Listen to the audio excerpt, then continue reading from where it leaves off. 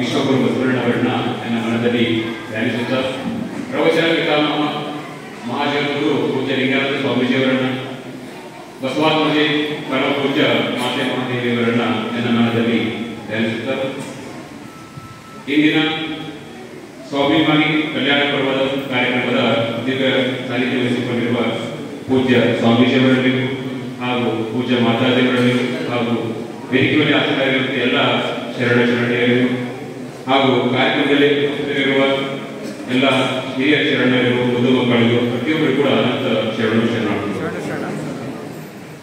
ರಾಷ್ಟ್ರೀಯ ಬಸವ ದಳದ ಯುವಗೋಷ್ಠಿ ವಿಷಯ ಸಂಘಟನೆಯಲ್ಲಿ ಯುವಕರ ಪಾತ್ರ. ವಿಷಯದ ಬಗ್ಗೆ ಇನ್ನು ತಯಾರಿ ಅಥವಾ ಪ್ರಿಪರೇಷನ್ ಮಾಡಕ್ಕಾಗಿಲ್ಲ. ಆದ್ದರಿಂದ ಸ್ವಲ್ಪ ಕೆಲವು ವಿಚಾರಗಳನ್ನ ನಾನು ನಿಮ್ಮ ಜೊತೆ ಹಂಚಿಕೊಳ್ಳಕ್ಕೆ ಇಲ್ಲಿ ಬಂದಿದ್ದೀನಿ. ಸಂಘಟನೆ ಏಕೆಂದ್ರೆ ನಾವು ಸಂಘಟನೆಯನ್ನ ಯಾವುದೇ ಒಂದು ಕೆಲಸವನ್ನು ಮಾಡಬೇಕಾದ್ರೆ ನಾವು ಹೇಳ್ತೀವಿ ಅಲ್ಲಿ ಟೀಮ್ ವರ್ಕ್ ಬೇಕಾಗ್ತೀವಿ. ಯಾಕಂದ್ರೆ ಎಂತ ಒಬ್ಬ ವ್ಯಕ್ತಿಯಲ್ಲಿ ಎಷ್ಟೇ ಪ್ರತಿಭೆ ಇರಲಿ, ಅವನಲ್ಲಿ ಎಷ್ಟೇ ಒಂದು ಸಾಮರ್ಥ್ಯ ಇರಲಿ, ಏನೇ ಕೂಡ ಒಂದು ಭಾಗವಾಗಿ ಮಾತ್ರ ಕೆಲಸ ಮಾಡಿದಾಗ ಅಲ್ಲಿ ದೊಡ್ಡ ಅದಕ್ಕಾಗಿ ನಾವು ಒಂದು ಆ ಟೀಮ್ ವರ್ಕ್ ಅನ್ನ ಒಂದು ಕನ್ನಡದಲ್ಲಿ ಏನಂತ ಹೇಳ್ತೀವಿ ಸಂಘಟನೆ ಬಹಳ ಮುಖ್ಯ. ಒಂದೇ ಒಂದು ಉದಾಹರಣೆ, ಭಾರತದಲ್ಲಿ ಒಂದು ಸಂಘಟನೆ ಎಲ್ಲರಿಗೂ ಕೂಡ ಗೊತ್ತಿರುವುದು RSS. ಓಕೆ, ಅದರ ಸಿದ್ಧಾಂತಗಳು ಏನೇನಿದೆ ಅದರ ಒಂದು ವಿಚಾರಗಳನ್ನು ಬೇಕಾಗಿಲ್ಲ. ಅವ್ರು ಮಾಡುವ ಕೆಲಸ ಮಾಡುವ ರೀತಿ ನಾವು ನೋಡ್ಕೋಬೇಕು. ಅವ್ರು ಯಾವಾಗಲೂ ಕೂಡ ಗ್ರೌಂಡ್ ವರ್ಕ್ ಮಾಡ್ತಾರೆ. ನಾವು ವೇದಿಕೆ ಮೇಲೆ ಜಾಸ್ತಿ ಕೆಲಸ ಮಾಡ್ತೀವಿ, ಗ್ರೌಂಡ್ ಮೇಲೆ ಕಡಿಮೆ ಕೆಲಸ ಮಾಡ್ತೀವಿ. ಅವ್ರು ಹಾಗಲ್ಲ, ಅವ್ರು ಯಾವಾಗಲೂ 365 ಡೇಸ್ ಯಾವಾಗಲೂ ಕೂಡ ಗ್ರೌಂಡ್ ಮೇಲೆ ವರ್ಕ್ ಮಾಡ್ತಾ ಇರ್ತಾರೆ. ಅಂದ್ರೆ ಅಲ್ಲಿ ಒಂದು ಟೀಮ್ ಇದೆ, ಅದಕ್ಕಾಗಿ ನಾವು ಸಮಯ ಕೂಡ ಕೊಡ್ತಾರೆ. ನಮ್ಮಲ್ಲಿ ಏನಿದೆ, ದೊಡ್ಡ ಸಮಾಜ ಇದೆ, ಧನದಾಸೋಹ ಮಾಡಕ್ಕೆ ರೆಡಿ ಇರ್ತಾರೆ, ಮನದಾಸೋಹ ಮಾಡಕ್ಕೆ ರೆಡಿ ಇರ್ತಾರೆ, ಧನದಾಸೋಹ ಮಾಡಕ್ಕೆ ರೆಡಿ ಇರ್ತಾರೆ, ಸಮಯ ದಾಸೋಹ ಮಾಡಲಿಕ್ಕೆ ರೆಡಿ ಇಲ್ಲ. ಸಮಯ ದಾಸೋಹ ಮಾಡುವವರನ್ನ ನಾವು ಗುರುತಿಸಬೇಕಾಗಿದೆ. ಅಂತವರಿಗೆ ಪ್ರೇರಣೆ ಕೊಟ್ಟು, ಅಂತವರಿಗೆ ನಾವು ಪ್ರೋತ್ಸಾಹ ಕೊಟ್ಟು, ಅಂತವರಿಗೆ ಸ್ವಲ್ಪ ಆರ್ಥಿಕ ಸಹಾಯ ಮಾಡಿ ಅಂತವರನ್ನ ನಾವು ಸಮಾಜದಲ್ಲಿ ನಾವು ಮುಂದೆ ಮಾಡ್ತೀವಿ ಅಂದ್ರೆ ಧರ್ಮ ಪ್ರಚಾರದಲ್ಲಿ ಸಂಘಟನೆ ಬಹಳ ಯಶಸ್ವಿಯಾಗುತ್ತೆ. ನಾವು ಆರ್ಥಿಕವಾಗಿ ನಾವು ಲಿಂಗಾಯತ ಸಮಾಜ ಬಹಳ ಪ್ರಬಲವಾಗಿದೆ. ಆದರೆ ಧರ್ಮದ ವಿಷಯ ಬಂದಾಗ, ಧರ್ಮ ಪ್ರಚಾರದ ವಿಷಯ ಬಂದಾಗ ನಾವು ಅಷ್ಟು ಉದಾಹರಣೆಯನ್ನು ತೋರಿಸ್ತಾ ಇಲ್ಲ. ನಾವು ಯಾವಾಗಲೂ ಕೂಡ ಸಂಘಟನೆಯಿಂದ ಧರ್ಮ ಪ್ರಚಾರ ಕೂಡ ಮಾಡಬಹುದು, ಹಾಗೂ ಧರ್ಮಕ್ಕೆ ಚ್ಯುತಿ ಬಂದಾಗ ಅದನ್ನ ಎದುರಿಸುವಂತ ಸಾಮರ್ಥ್ಯ ಕೂಡ ಬರುತ್ತೆ. ಪೂಜ್ಯ ಮಾತಾಜಿಯವರ ಬಸವಧರ್ಮ ಪೀಠ ವಿಶ್ವ ಕಲ್ಯಾಣ ವಿಷಯವಿತ್ತು. ಆದರೂ ಕೂಡ ರಾಷ್ಟ್ರೀಯ ಬಸವ ಸಂಘಟನೆ ಯಾಕೆ ಮಾಡ್ತಿದ್ರು ಅದನ್ನ ನಾವು ವಿಚಾರ ಮಾಡಬೇಕು. ಏಕೆಂದ್ರೆ ಬಸವಧರ್ಮ ಪೀಠ ಒಂದು ಕಡೆ ಇರುತ್ತೆ, ಸಂಸ್ಥೆ ಒಂದು ಕಡೆ ಇರುತ್ತೆ. ಆದರೆ ಪ್ರತಿಯೊಂದು ಜಿಲ್ಲೆಯಲ್ಲಿ, ತಾಲೂಕು ಲೆವೆಲ್, ಹಳ್ಳಿ ಲೆವೆಲ್ ಅಲ್ಲಿ ಈ ಧರ್ಮ ಜೀವಂತವಾಗಿ ಇರಬೇಕಂದ್ರೆ ಅಲ್ಲಿ ರಾಷ್ಟ್ರೀಯ ಬಸವಗಳ ಜೀವಂತವಾಗಿ ಇರಬೇಕು ಎಂಬ ಉದ್ದೇಶದಿಂದ ಅವರು ಈ ಸಂಘಟನೆ ಕಳಿಸ್ತಾರೆ.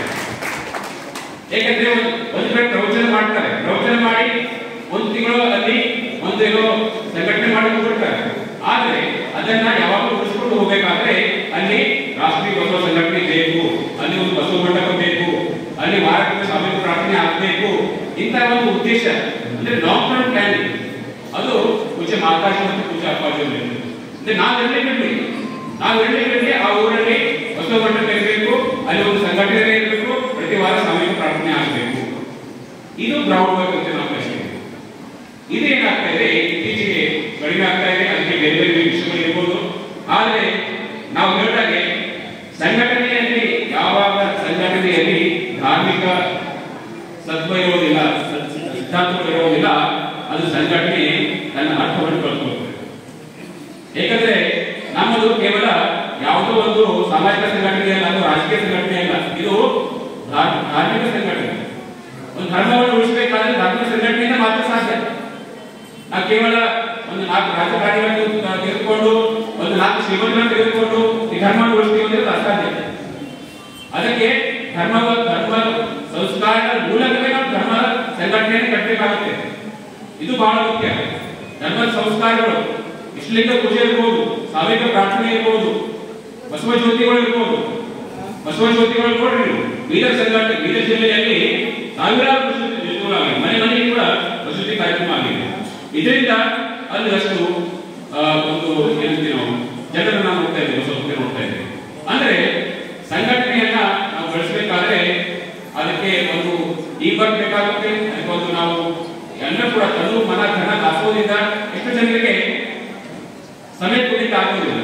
ಆದ್ರೆ ನನ್ನಿಂದ ಯಾರಾದ್ರೂ ಧರ್ಮ ಪ್ರಚಾರ ಮಾಡ್ತಾ ಇದ್ರೆ ಅವರಿಗೆ ನಾವು ಆರ್ಥಿಕ ಸಹಾಯ ಮಾಡ್ತೀವಿ ಅಂತ ಬರಬೇಕು.